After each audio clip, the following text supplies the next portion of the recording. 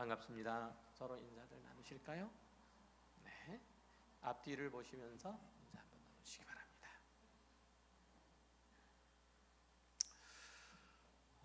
말씀 함께 나누도록 하겠습니다. 지난주까지 몇 주간에 걸쳐서 살펴봤던 주기도문은 구원의 은혜로 말미암아서 하나님의 나라에 들어온 그 백성들의 이상 그리고 소망을 보여주는 것으로 모두 7개의 청원으로 되어 있었죠. 이 청원들의 핵심은 뭐였냐면 이곳에도 하나님의 나라가 임하게 해 주십시오라는 간구의 내용이었어요.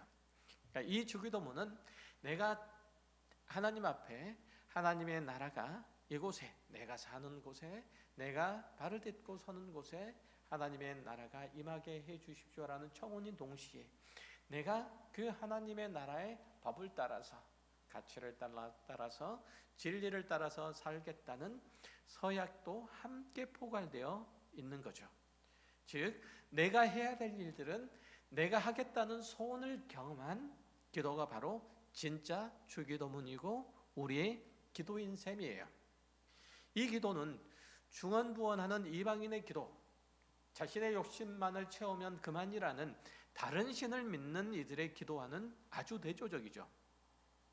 하나님의 백성으로서 마땅한 삶을 살기 위해서 요청하는 것이 아니라 자기 만족을 위해서 자기 욕심 어린 계획을 관철하기 위해서 엎드리는 것은 하나님께 믿음의 들음이 되지 못할 뿐더러 하나님의 기뻐하심을 입지 못하는 그런 기도예요. 우리의 모든 기도는 그래서 하나님의 선하신 뜻에 합당토록 하나님의 인도하심에 순종토록 그 방향과 목표가 설정되어야 해요. 그러니까 우리의 모든 기도의 행위와 더 나아가서 우리의 모든 경건의 행위가 그렇게 설정되어야 한다는 것이죠. 그런 의미에서 기도는 우리에게 처한 모든 일에 대한 그 결정권이 하나님께만 있으므로 하나님께 결절을 요청하고 하나님의 도우심을 요청하러 구하러 나가는 그 길이에요. 금식 또한 하나님의 선하신 주권에 기대는 거죠. 그래서 우리는 기도와 금식을 하나로 붙여서 금식 기도라는 형태로 나아가요. 성도가 금식하는 것은 하나님의 일하심을 구하기 위해서요. 우리가 일반적으로 밥을 먹는 이유는 이 밥이 우리의 에너지가 되기 때문이죠. 다시 말하면 밥을 먹고 힘을 내서 일하기 위해서예요. 그런데 금식함으로 기도한다는 것은 내가 밥을 먹고 힘을 내서 이 문제를 해결하려고 해도 해결할 수 없다는 내 능력이나 내 재주에 대한 일종의 포기 선언이에요. 항복 선언인 셈이죠.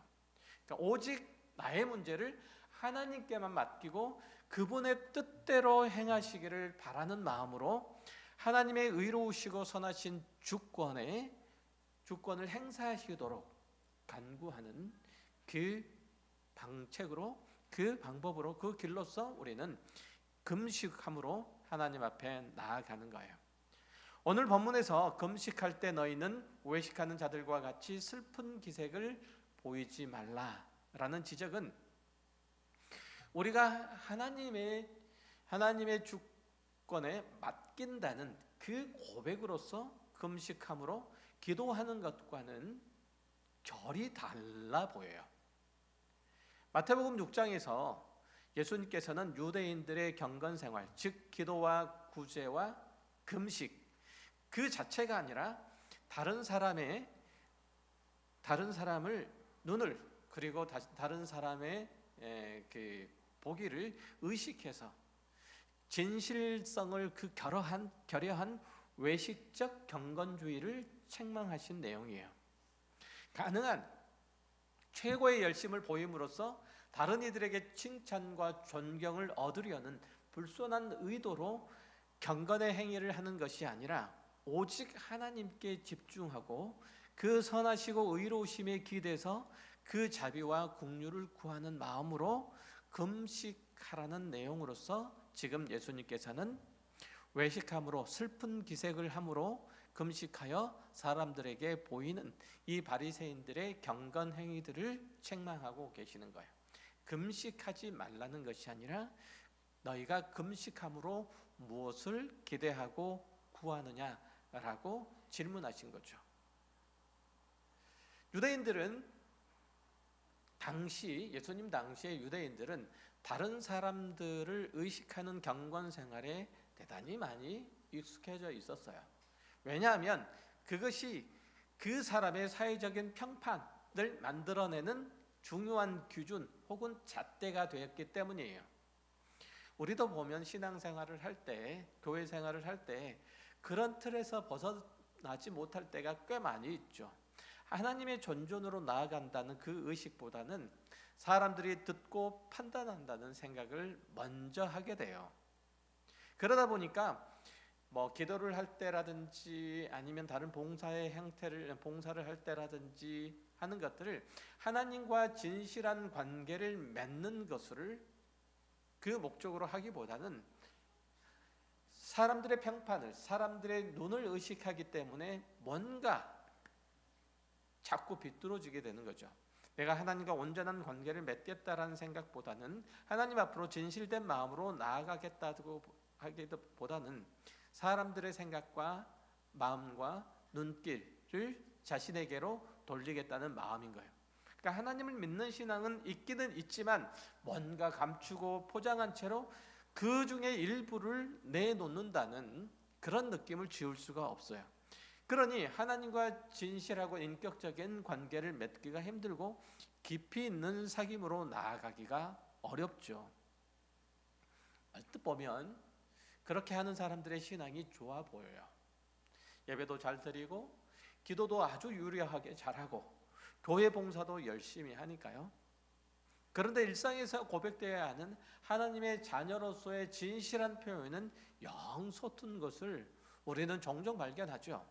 하나님 앞에서 진실하게 살아가기를 애쓰기보다는 그럴듯하게 자신을 포장하고 사람들의 평가를 받기를 더 소망하는, 거기에 더 민감한 그리스도인들을 종종 볼 수 있어요. 그렇게 되면 문제는 뭐냐면 주변에서 자신을 어떻게 여기느냐에 따라서, 어떻게 평가하느냐에 따라서 더욱 열심을 내기도 하고 시험에 들어서 크게 위축되기도 하죠. 내가 이렇게 열심히 하는데, 이렇게 이해를 쓰는데 사람들이 나를 알아주지 않아? 이렇게 생각하기도 하고요. 사람들이 이렇게 박수를 쳐주고 또한 나를 인정해 주는 걸 보니까 내가 대단한 일을 하기는 하나 보다 라고 우쭐해하기도 하죠. 그러다 보니까 신앙생활에 굴곡들이 많이 생기기죠. 자, 이런 포장들, 이런 어려움들은 누구에게나 있어요. 그러니까 한국 사회에서 보면은 어려서부터 한국인들은 다른 사람들을 의식하면서 살아왔고 또 그래야 된다고 배워왔고 그런 분위기를 조장하는 그런 사회이기도 하기 때문에 그래요. 하지만 한 성도의 참된 신앙은 하나님 앞에서 벌거벗은 모습으로 서는 것에서 출발해요. 거기서부터 시작해요. 오직 하나님과 자신만 먼저 있어야 돼요. 그런 의미에서 하나님과 1대1의 신앙이라고 하지 다른 의미에서 얘기하는 것은 아니에요. 하나님 앞에서 경건, 하나님 앞에서 믿음이라고 얘기를 할 때 다른 모든 외적인 조건들을 다 떼어내어 버리고 하나님 앞에 독대하는 거예요. 그런 차원에서 금식도 이루어져야 되는 거죠. 전통적으로 유대인들은 대속죄일 때 금식을 했고 또 국가적인 재난이 있을 때, 자신이 병들었을 때, 그리고 자신이 회개해야 될 만한 일들이 있을 때, 또 외적인 위험에 처해 있을 때 유대인들은 금식을 했어요. 그러다가 이제 바벨론 포로 이후에 성전의 파괴가 자신들의 죄로 인한 것임을 깨닫게 돼요. 그럴 때 회개의 뜻으로 그리고 하나님의 구원을 호소하는 마음으로 금식하는 일들이 종종 있었죠. 예수님 당시에는 거기에다가 더해서 매주 목요일과 월요일에 금식했는데 이는 모세가 율법을 받으러 올라간 날이 목요일이에요.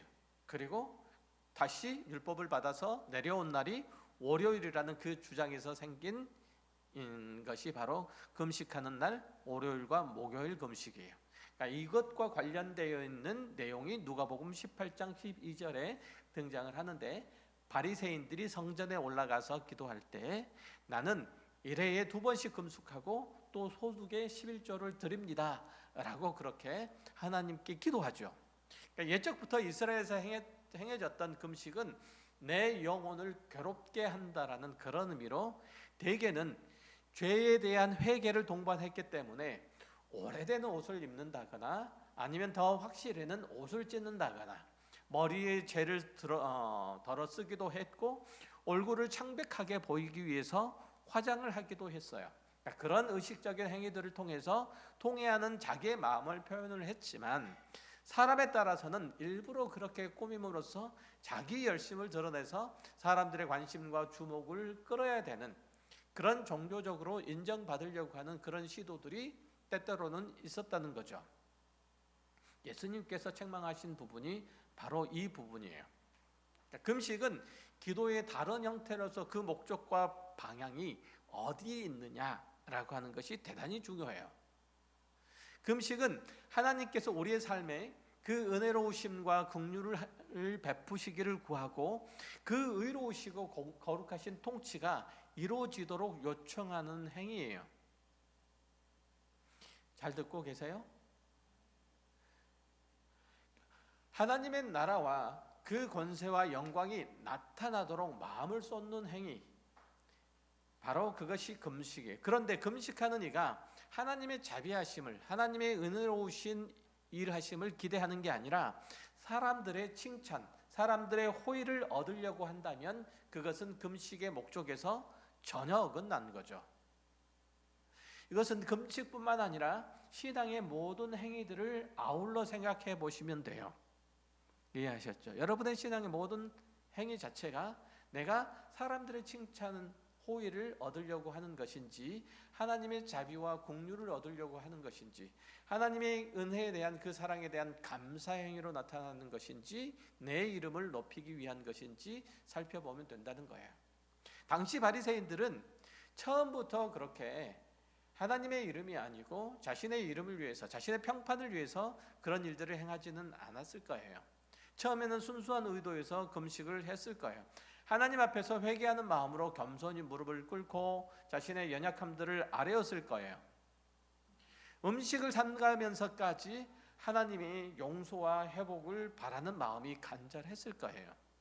그런데 이것이 점점 더 계속되자 점점 더 종교 관습화돼요. 그리고 의식화되죠. 그래서 경건한 유대인이라면 당연히 금식일에는 머리에 죄를 뒤집어 쓰고 옷을 찢으면서 성전 앞에서 기도해야 된다는 사회적인 분위기가 형성되었을 거예요.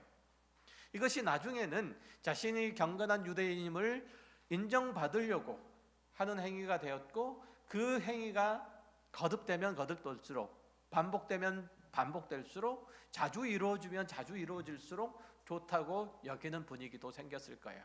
그러니까 더욱 열성으로 그 의식에 임함으로써 다른 사람들에게 주목을 끌고 칭찬을 받으려는 외식적 차원으로 변질된 거예요. 지금은 그 정도의 외적인 열심마저도 거의 더 찾아볼 수 없는 때라 찾아보기는 힘들지만, 예전에 한국교회 역시 금식이 한 성도의 신앙의 평가 기준이 되기도 했어요. 목사가 얼마나 신령한지를 평가하는 기준이 되기도 했어요. 누군가가 40일 혹은 20일 금식 기도를 했다면 그는 아주 신앙도 좋고 영적으로도 높은 수준의 사람으로 인식됐고요. 그리고 또 교회에서도 존경을 받기도 했어요. 40일 금식 기도를 몇 차례 한 목사는 아주 신령하고, 그렇지 않고 몇 끼니 잘 챙겨 먹는 목사는 목사가 아니라 먹사다라고 그렇게 인식되기도 했어요. 그러니까 목사님이 금식기도 30일 금식기도를 하고 나면, 혹은 할 때 보면은 여기 뒤에다가 강대상 뒤쪽에 벽에다가 담임 목사님, 당회장 목사님 40일 금식기도 중 37일 돌파 막 이렇게 딱 뒤에, 진짜예요. 농담이 아니고. 못 보셨어요? 그렇게 써놓기도 했어요. 그게 대단한 일로 여겨졌던 거예요. 교회에서 공공연하게 나는 며칠 금식을 몇 번 했다라고 하는 것들을 무용담처럼 늘어놓기도 했거든요. 그러니까 다른 모든 경건 생활도 마찬가지여야 되지만 금식에 있어서 중요한 것은 그 목적과 방향성이에요. 하지 말라는 것이 아니고 40일 금식기도 하지 말라는 것 아니고 뭐 30일 금식기도 하지 말라는 것 아니에요. 그러니까 그 방향성이 무엇보다 중요해요. 전적으로 그것은 하나님을 향해서 있어야 돼요. 자신이 다른 사람에게 인정을 그리고 칭찬을 받으려고 하는 그 의도로 그 무엇도 해서는 안 되는 거예요. 그런 의미에서 본문에서 주님이 너는 금식할 때 머리에 기름을 바르고 얼굴을 씻으라고 하신 말씀을 새길 필요가 있는 거예요.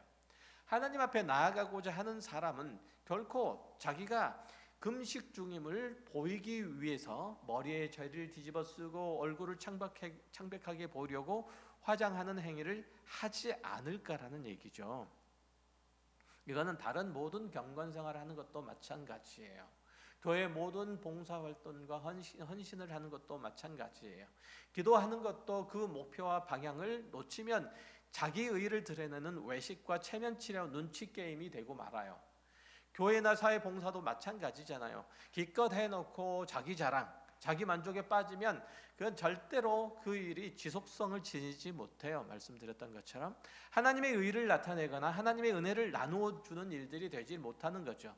그리고 옆에 있는 사람들이 알아주지 않으면 시험에 빠져요. 더 이상 그 일들을 그만두고 말죠. 급기야는 그렇게 교회 봉사를 한다거나 헌신을 하는 사람들에 대해서 또 경건생활에 열심인 사람들에 대해서 왕년에 누구는 그렇게 안 해봤나? 그렇게 기도 안 해본 사람 있어? 그렇게 봉사 안 해본 사람 있어? 라고 냉소주의에 빠지게 되죠. 우리의 신앙의 경주는 하나님 앞에서 자신과의 싸움이에요. 다른 사람이 어떻게 생각하고 또 반응하는 거하고 상관없이 하나님 앞에서라는 그 의식으로 늘 살아야 돼요. 특히 교회 생활을 오래 하신 분이나 봉사를 열심히 하신 분들 그리고 직분자들이 그럴 위험에 빠질 가능성이 대단히 많아요. 안 하면 빠질 수가 없죠. 열심히 수고하고 애를 쓰는 것. 그래서 내가 그 열심과 수고를 내는 것들에 대해서 제대로 가고 있는지 늘 확인해 봐야 돼요. 그래야 변질되지 않고 시험에 빠지지 않게 돼요. 한국 교회에서는 금식을 마치 마지막에 꺼낼 수 있는 비장의 무기처럼 사용하는 경우도 있죠. 쉽게 말하면 내가 금식하는 이 진심과 열심을 하나님께서 보셔서 내 소원을 들어달라는 마치 협박처럼 쓴다는 거예요. 애들이 부모에게 뭘 요구하다가 안 들어주면 나 밥 안 먹어 뭐 이런 식으로 말하고 방에 들어가가지고 방문을 잠그고 이불을 뒤집어 쓰고 시위하듯이 그렇게 금식을 하는 거예요. 그리고 시중에 그런 식의 금식 기도를 하나님께서 들어주셨다는 간증을 심심치 않게 들을 수 있어요. 그러다 보니까 너 하나님께 긴급하게 요청할 일들이 있느냐? 라고 하면 그럼 작정하고 금식기도 해봐 라고 권면하기도 하잖아요. 물론 금식을 통해서 하나님께서 응답을 주실 수도 있지만 얼마나 하나님께서 속상하시면 그러시겠어요. 단순히 그건 내 요구사항을 관철시키기 위해서 금식하는 것은 사실은 올바른 일이 아니에요. 오히려 내가 모든 것을 나에게 처해 있는 모든 문제들을 하나님 앞에 내려놓고 하나님의 선하신 주권에 맡깁니다라는 항복의 표시예요. 앞에서 말씀드렸던 것과 똑같아요. 내가 이런 기도 제목으로 기도는 하고 있지만 그것도 하나님의 선하신 의로우신 주권에 맡길 테니 하나님 뜻대로 행하시옵소서. 이게 기도하는 자의 태도요 자세여야 돼요. 그 일들이 어떻게 진행되고 어떤 결과가 나오더라도 저는 하나님께서 일을 하심에 대해서 기쁨으로 여기며 감사함으로 받겠습니다. 이런 표현으로 우리는 금식도 해야 되고 기도도 해야 되고 모든 봉사활동도 그렇게 해야 돼요. 그러니까 신앙생활은 하나님께 무언가를 얻어내기 위해서 하는 게 아니에요. 이미 주신 은혜에 대해서 감사의 표현으로 할 때가 더 많잖아요. 그러니까 그런 행위는 기독교 신앙의 내용에는 없어요. 그건 기독교 복음이 아니라 자연 종교를 믿는 이들이 신에게 치성을 드리고 그 대가를 얻으려고 하는 것과 똑같아요. 하나님은 우리의 어떤 행위에 따라서 그 계획과 뜻을 바꾸시는 분이 아니세요. 미안하지만 마치 자해를 하는 식으로 금식을 하는 것을 몰렉을 숭배하는 아람 사람들이 자식을 불 위로 걷게 하거나 자신의 몸을 칼로 그어대면서 자신의 소망하는 것들이 얼마나 진심으로 그 신에게 어필하고 있는지를 보여주는 것, 그러려고 하는 것과 같아요. 내가 소망하고 있는 것들이 얼마나 진심으로 하나님께 어필하고 있는지 밥을 또 쫄쫄 굶으면서 그 일들을 하고자 하는 거예요. 바람직하지 않다는 거예요. 하나님과 이스라엘 아닌 우리는 무엇으로? 부자 관계로 형성되어 있어요. 그 관계는 사랑과 신뢰가 기본이에요. 용돈 안 올려준다고 며칠이건 방에 들어가서 안 나온 것은 정상적이고 이상적인 부자 관계가, 모녀 관계가 아니잖아요. 물론 어려서는 그럴 수 있어요. 초등학교 1학년, 2학년, 3학년 뭐 이럴 때는 그럴 수 있어요. 그러나 25이 됐는데 용돈 안 올려준다고 방에 들어가서 밥을 안 먹는 것은 말이 되지 않잖아요. 본문 16절 말씀을 뒤집어 보면 금식은 슬픈 일이 생겼을 때, 얼굴에 수심이 가려지지 않을 때 하는 거라는 얘기예요. 내 신앙 인생에 커다란 문제가 생겼을 때, 내가 기도해도 메아리조차도 없는 광야에서 외치는 것과 같을 때, 그때 하는 거예요. 내가 하나님의 이름을 불러도 아무런 대답이 없다고 여겨질 때 음식이 목구멍으로 넘어갑니까? 그거예요. 음식이 목구멍으로 넘어가요. 남에게 보이려고 하는 것이 아니라 저절로 마음이 무너져서 아무것도 할 수 없을 때 두 손 들고 하나님 앞에 나아가는 행위예요. 단순히 어떤 문제를 해결받아야 되겠다는 마음이 아니고 하나님께 집중하고 그 선하신 뜻을 묻고 그 말씀하심에 귀를 기울이는 거예요. 밥 먹는 가장 기본적인 일에마저도 내 마음과 내 신경을 빼앗기지 않고 오직 하나님의 작고 세밀한 음성도 놓치지 않겠다는 태도예요. 하나님께만 집중하겠다는 뜻이에요. 이 금식이에요. 음식을 먹는 것은 내 생명과 직결된 문제잖아요. 그걸 끊는다는 것은 내 생명보다 더 중요한 문제가, 우선 해결돼야 될 문제가 있다는 거예요. 내가 생존하는 것보다 더 시급한 일들이 닥쳤다는 거예요. 하나님과의 관계가 멀어졌다는 것.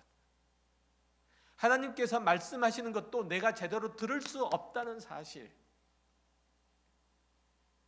내가 하나님 앞에 나아간다고, 그래서 하나님 앞에 외친다고는 하나 하나님께서 말씀하지 않으시는 것 같은, 들으시지 않는 것 같은, 마치 광야에서 메아리가 없는 그 광야에서 홀로 외치는 것과 같은 그런 답답함이, 그런 무너진 마음이 있을 때 금식하라는 거예요. 하나님을 구하라는 거예요. 하나님을 의지하라고 하는 거예요. 살고 죽는 것은 주님의 소관이니 주님만 구하고 그 긍휼을 바라는 거예요. 하나님의 신실하심에 기대는 거고, 하나님을 얻고자 하는 마음, 하나님께서 나와 함께 하시기를, 하나님께서 나를 붙드시기를, 그런 바람으로 하나님께서 나에게 말씀하시고 가르치시는 대로 내가 순종하며 따르겠다, 이게 나에게 커다란 재앙이 온다고 할지라도 나는 그렇게 하겠다는 그런 마음으로 금식을 하는 거예요. 예수님께서 공생애를 시작하실 때 40일을 금식하셨는데 그것은 하나님께 대한 철저한 순종과 의존과 충성의 표현이었어요. 한번 생각해 보세요. 방금 쭉 제가 금식에 대해서 설명했던 것들과 예수님께서 금식했던 그 목적과 의도, 그 방향성을 한번 생각해 보세요. 맞아떨어지는지 아닌지. 그렇죠. 금식을 마치신 후에 사탄의 시험에서 이길 수 있었던 것도 곧 하나님의 말씀에 순종함으로 가능했잖아요. 모든 것들을 당신이 이 땅에 오신 모든 목적을 하나님께 두고자 하는 마음으로 예수님께서 금식했기 때문에 사단이 했던 그 아담에게 했던 동일한 시험을 예수님께서는 이길 수 있었던 거예요. 또 한 가지 금식은 음식을 끊는 건데 사람에게 있어서 가장 강한 본능이 바로 식욕이에요. 우선 먹고 배불러야 다른 것을 할 수 있잖아요. 우리 다 그렇죠. 식사는 인간의 생존을 위해서 필수적인 것이지만 또 그만큼 즐겁고 행복한 일들이 식사예요. 그러니까 식사 안에서 모든 인심이 나오는 거잖아요. 그렇죠. 식탁에서 인심이 사람의 마음이 나오는 거예요. 우리는 식사하는 도중에 다른 음식을 얘기할 만큼 다른 음식을 얘기할 만큼 우리는 먹는데 진심이잖아요. 먹으면서 다른 음식 먹는 걸 얘기를 해. 그래 본 적 없으세요? 그렇잖아요. 먹는 것에 그만큼 우리가 진심이에요. 그 음식을 끊는다는 것은 내 인생의 즐거움이 이 세상에 있지 않고 내 삶의 힘은 이 세상 자원에서 나오지 않는다는 고백이에요. 금식은 이 음식이 아니라 하나님이 나의 만족이고 기쁨이며 소망이며 힘이라는 표현이에요. 고백이에요. 내가 밥을 안 먹는다는 얘기는 밥을 안 먹고서라도 내가 먹는 즐거움을 포기하고서라도 하나님을 얻는 기쁨을 누리겠다. 하나님 안에서는 그 즐거움은 내가 반드시 지켜내거나 아니면 찾아내고야 말겠다는 그 결단이 금식하는 거예요. 그러면 우리는 언제 금식해야 되는지 금방 이제 답이 나오죠. 삶에 어려움이 있을 때에도 평안하고 아무런 문제가 없을 때에도 온전히 하나님께 집중하기 위해서 우리는 얼마든지 금식할 수 있어요. 하나님만 내 힘이 되고 반석이 되시며 피난처가 되시는 것을 고백하면서 금식하는 거예요. 너무 평안해서 영적인 감각이 무너지는 것과 같을 때 그때 금식하세요. 음식에 주는 즐거움을 끊으면서 내 기쁨과 내 소망과 내 자랑과 내 부름은 먹는 데서 나오지 않고 하나님께 있음을 고백하세요. 금식은 그때 하는 거예요. 단순히 내 이기적인 동기와 목적을 위해서 하는 게 아니라는 뜻이에요. 금식의 최종적인 목적은 하나님과의 관계 회복을 위한 것이어야 돼요. 그래서 하나님께 집중하는 기도와 금식은 그분과의 관계를 회복해 하고, 그러면 하나님 앞에 엎드려 간구한 것은 하나님의 뜻을 따라서 당연히 하나님의 시간에 하나님께서 주실 거예요. 아멘 하셔야 되는데, 그렇죠? 여러분도 제가 얼마 전에 금식한 걸 기억을 하실 거예요. 그 목적은 하나님의 뜻을 분별하고 교회를 온전히 섬기고 주신 사명을 감당하기 위해서예요. 하나님과의 관계가 회복되고 그 안에서 평안과 자유를 얻기 위해서예요. 목회 사역에 성공하겠다는 그런 목적이 있었던 게 아니라 하나님의 부르심의 그 목적을 순종하여 하나님 그리스도의 의를 이루는 것이었어요. 그래서 저를 어디로 데려가셨냐면 처음 부르셨던 곳으로 다시 데려가셨어요. 처음 부르셨던 곳. 저를 목회자로, 아니 하나님의 자녀로 처음 부르셨던 곳으로 저를 다시 데려갔어요. 하나님께서 그 자리를 다시 확인시켜 주셨어요. 관계 회복이에요. 하나님은 우리를 종으로 부르신 게 아니에요. 하나님의 손과 발이 되어서 어떤 일을 성실히 수행하라고 그렇게 부르신 것 아니에요. 하나님 앞에서 바르게 사는 신앙인, 예수를 닮은 제자가 되는 것이 우리의 모든 신앙의 목표고 방향이어야 돼요. 하나님을 즐거워하는 것, 기뻐하는 것, 영원토록 하나님을 기뻐하고 즐거워하는 것, 하나님을 영화롭게 하는 것, 하나님이 어떤 분이신지를 여러분들이 잘하든 못하든지 여러분은 그 하나님을 선전하도록 되어 있어요. 하고 살고 있어요. 사실은 그리스도인이라고 주변 사람들에게 말하는 순간 그렇게 살고 있어요. 나는 교회 다녀라고 말하는 순간 여러분은 하나님을 선전하고 있어요. 그 선전이 잘 되든 못 되든 그렇게 선전하고 있어요. 하나님을 영화롭게 하는 삶을 살아야 돼요. 그래서 그렇게 하도록 부르심을 받았어요. 그래서 우리는 금식을 하고 있는 거예요.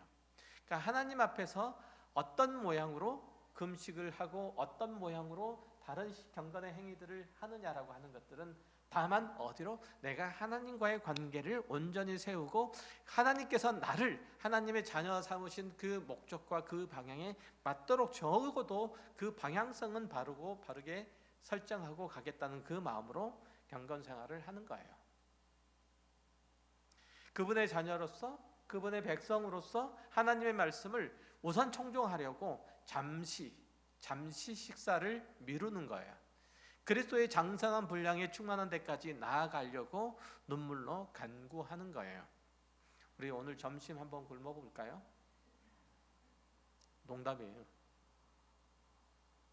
사실은 하나님께서는 우리가 무엇을 하든지 크게 관심이 없으세요. 국회로 가서 정치를 하든 학교에서 선생을 하든 교회에서 목사를 하든 다 좋아하세요. 나쁜 일이 아니면. 그것보다 우선하는 것은 우리 각자가 하나님 앞에서 어떤 존재로 살아가느냐예요. 하나님의 거룩한 자녀로서 하나님의 다스림 안에서 하나님의 의를 이루어가는가, 하나님의 은혜의 영광을 찬미하는 자가 되는가 라고 하는 것이 목적이에요. 하나님의 형상으로서 여러분이 서 있는 곳에 세상의 빛으로 소금으로 서면 돼요. 쉽게 말하면 세상 사람과 다른 삶의 목적과 가장 가운데 서면 돼요. 사랑을 받는 자로 계시면 돼요. 그 사랑을 피하지 마세요. 거기서 도망하지 마세요. 그리고 난 다음에 언제 하나님께서 나에게 사랑을 베풀어 주신 적이 있어라고 말하지 마세요. 하나님을 여태껏 그 사랑을 외면하고 포기하고 그리고 거부하고 살아왔지 결코 여러분들이 그 하나님의 사랑을 구하며 살아가지 않았어요. 지극한 하나님의 사랑이 얼마나 귀하고 얼마나 복된데 얼마나 풍성한데 여러분은 그것을 하나님의 사랑이라고 생각하지 않았어요. 한번 생각을 한번 해보세요. 여러분들 부모를 놓고 볼까요? 여러분들의 부모님이 여러분에게 잘해주는 것처럼 보입니까? 좋은 말 한마디 해주는 거 그거 좋은 말이라고 생각합니까? 잔소리라고 생각합니까? 그런데 옆에 있는 사람이 조금 아는 사람이 착한 말 좋은 말 한마디 해주면 그거 얼마나 감동스럽게 생각합니까? 나에게 위로해주는 말 한마디 해주면 얼마나 귀하게 생각합니까? 부모에게 얻어먹는 밥 매일 하루 세끼 밥 얻어먹는 거 감사하다는 생각하고 살지 않아요? 그렇지만 사줄 것 같지 않은 사람이 나에게 밥 한 끼 사준 게 너무 감동스러운 거예요. 여러분 그렇게 살아요. 하나님께서 여러분들에게 베풀어 주신 것들에 대해서 여러분 그렇게 산다니까요. 아닌 것 같으시죠? 그러니까 철들려면 멀었어요. 신앙이 철들려면 그래서 멀은 거예요. 그걸 사랑으로 여겨지지 않으면 아직 멀은 거예요. 은혜로 여겨지지 않으면 아직 멀은 거예요. 그렇게 너무 당연할 거라고 하는 그 부모가 저는 없잖아요. 여러분도 부모 없으신 분들 많으실걸요? 그때서야 비로소 아는 거예요. 아, 부모의 사랑이 당연하지 않았구나라고 하는 것. 화수분처럼 계속 샘솟지 않고 어느 날 갑자기 끊어질 날이 있다라는 것. 하나님의 사랑은 물론 끊어지지는 않아요. 그러나 그것 당연하다고 여기지 마세요. 본문에서 주님께서 지적하신 것은 바로 신앙의 경건의 본질에 관한 거예요. 구제의 본질, 기도의 본질, 금식의 본질, 신앙의 본질이 뭐냐라고 묻고 계신 거예요. 그걸 알고 놓치지 않으면 돼요. 그러면 신앙생활이 흔들리지 않게 돼요. 좌고우면하지 않고 즉 쟁기를 잡고 뒤를 돌아보는 그런 어리석은 행위를 하지 않게 돼요. 여러분 하나님의 나라를 향해서 가도록 부름을 받았어요. 하나님의 나라의 백성으로 가도록 부름을 받았어요. 그 하나님의 나라를 향해서 가야 되는 여러분이 세상을 보면 쟁기를 잡고 뒤를 돌아보면 자꾸 쟁기가 딴 데로 가잖아요. 여러분의 신앙의 인생이 엉뚱한 데로 가잖아요. 그러지 마세요. 그러지 마세요. 앞을 보세요. 하나님께서 여러분에게 허락하여 주신 삶의 자리, 신앙의 자리, 그리스도인의 자리, 영광의 자리, 복된 자리, 생명의 자리, 사랑과 은혜의 자리, 그 자리에 서 계세요. 딴 데 가지 마세요. 딴 데 가서 엉뚱하게 아부하지 마세요. 나올 것 아무것도 없어요. 밥 한 끼 나오면 그거 얻어먹고 우와 감격스러워 이러지 마세요. 우리들에게 매일 하루 3끼 식탁을 차려주시는 분은 하나님이세요. 감사하시길 바라고 예수님께서 보여주신 대로 하나님을 영원롭게 하고 영원토록 그분을 즐거워하기 위해서 애를 쓰세요. 영원토록 그분을 즐거워하라는 얘기는 뭘 바치란 얘기가 아니에요. 뭘 바치란 얘기가 아니고 여러분들이 하나님 당신을 즐거워하라는 얘기예요. 하나님께서 행하신 일들을 감사하고 즐거워하라는, 다른 어떤 것보다 하나님, 저는 하나님이 있음으로 즐겁고 기쁘고 만족스럽습니다. 참 평안이 넘칩니다. 이게 하나님의 자녀된 자의 도리예요. 하나님의 그 마음을 쏟아놓길 바라요. 하나님의 나라와 그 의를 구하게 하시려고 내어주신 이 경건의 도구 잘 사용하시길 주의 이름으로 축원합니다. 기도하겠습니다. 하나님 아버지 감사합니다. 하나님께서 저희를 주의 귀한 자녀로 삼아주시고 복되고 영원한 것들을 우리에게 허락하여 주시기 위해서 모든 경건의 방편과 그 도구를 허락해 주셨습니다. 이 방편을 따라서 하나님을 배웠고 하나님과 긴밀한 교제와 관계를 맺으며 하나님을 더 사랑하며 하나님을 영원토록 영화롭게 하며 하나님께 영광을 돌리는, 하나님을 영원토록 기뻐하고 즐거워하는 복된 하나님의 자녀들 다 되게 하여 주옵소서. 하나님, 우리 중에 믿음에 연약한 자들이 있다면 하나님 함께 기도하여 하나님께서 회복하심과 하나님께서 우리 가운데 역사하시고 우리를 주의 귀한 자녀로서 부르셔서 영원한 그 영광의 자리까지 이르도록 끝까지 포기하지 아니하시고 우리를 귀한 하나님의 보배로서 그렇게 새롭게 만들고 깎고 다듬고 반짝반짝 빛나도록 하시는 하나님의 은혜의 손길들을 다시금 보고 깨닫고 느끼며 감사할 수 있는 저들 되게 하여 주옵소서.